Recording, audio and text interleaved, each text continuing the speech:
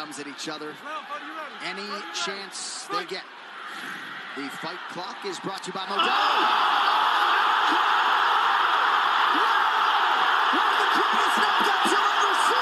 It's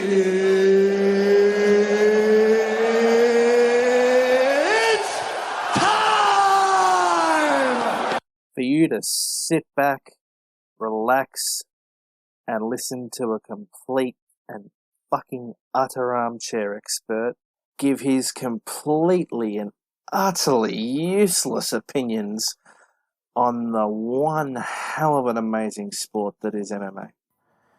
G'day, guys. So obviously we have 2 pay-per-views this month. That means we'll have 2 podcasts this month, and let's just get into it. Of course, UFC 316. Let's do the recap of it. Obviously, didn't end the way we would have wanted. Suga Sean did not recapture his belt. Merab has probably established himself as the best bantamweight in the world, but it was not all bad news. Kayla Harrison won her women's... what weight class is it? Hold on. UFC 316, which bantamweight. Sorry about that.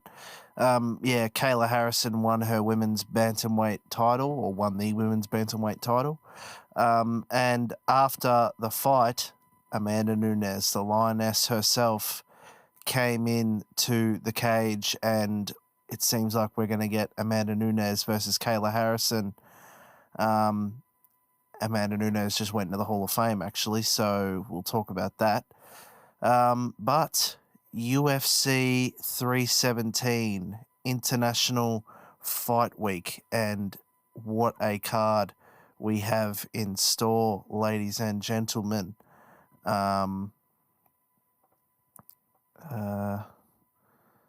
So, let's see who's on the prelims, as always. We're on the UFC website. No one worth noting. Okay, now we're in the main card. Beneil Dariush takes on Renato Moicano. Rank 9 versus rank 11 at lightweight. They're saying, it's even odds, pretty much. They're saying both could win. Wow.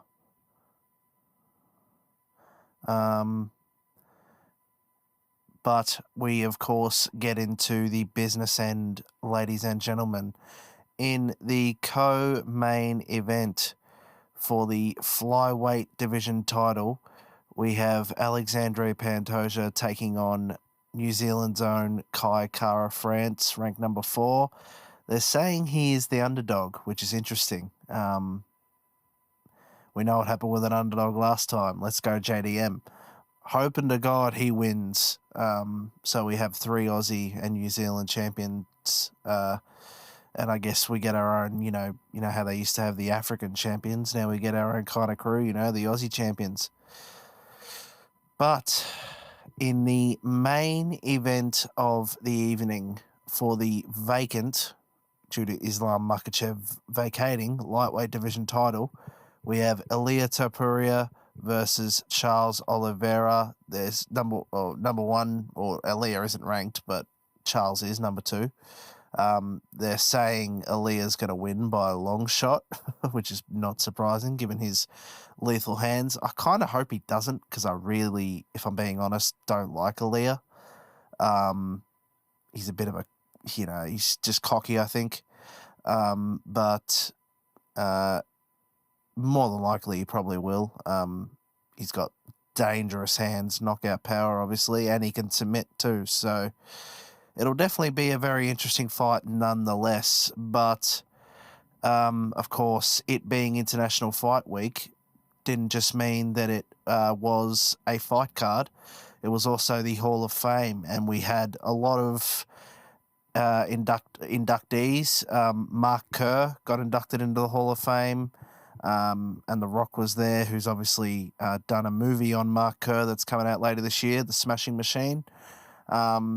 that was great to see one of MMA's founding fathers being inducted into the Hall of Fame.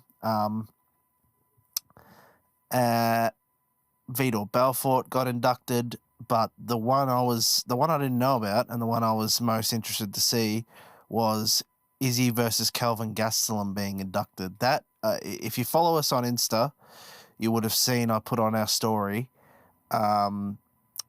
Izzy's best fight, period, and it was probably the most violent fight Izzy's been in. I think at the end of the fight, he looked across the cage to Kelvin and said, "I'm ready to die." Like, yeah, it was definitely worthy of a Hall of Fame induction. Yeah, man. It was definitely very... And, of course, Amanda Nunes got inducted and said in her speech that she might be in the Hall of Fame, but she's not done. She's coming back for that belt, and...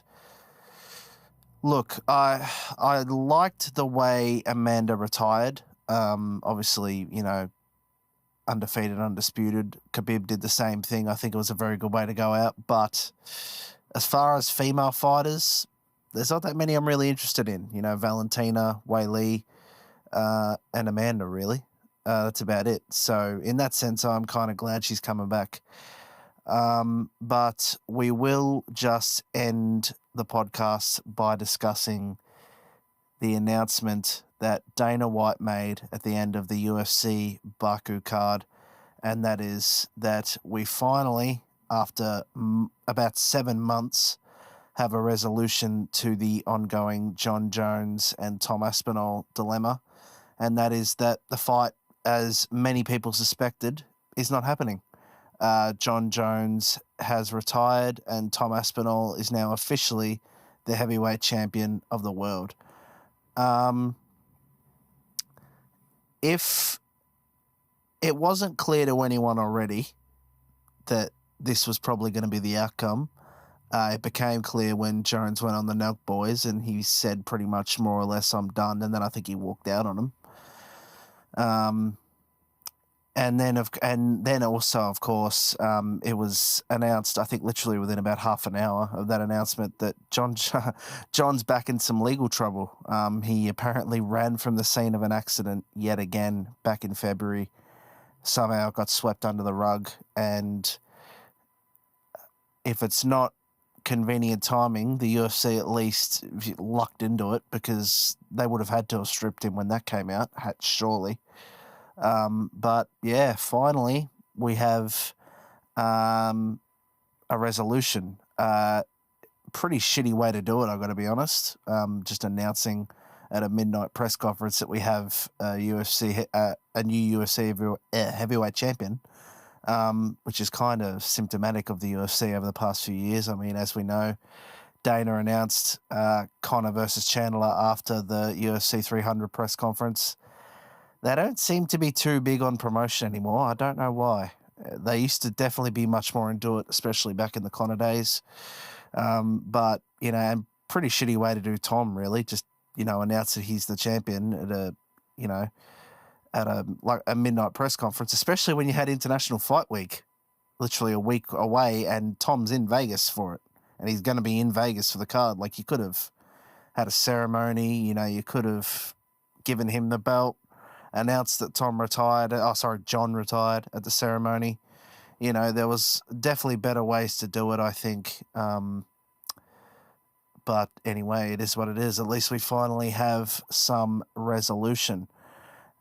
When Dana announced it, you could see the pain in his face. Like, he really did not want to be announcing it. But he obviously had to, which sort of makes me think that, at least on the UFC's end, what I said on last week's podcast is correct. They were holding out because of the TV deal. And now Dana doesn't have that or anything else, so he probably knows that they're probably not going to get what they want for it. But anyway, guys, International Fight Week only happens once a year. I hope you enjoy it wherever you end up watching it at. Obviously, I'll be watching it at a pub, as always. Definitely a very eventful week in UFC. Sorry the podcast is so short, but recording it at 12 a.m. and got to get it done. But anyway, guys, till next time, as always, catches.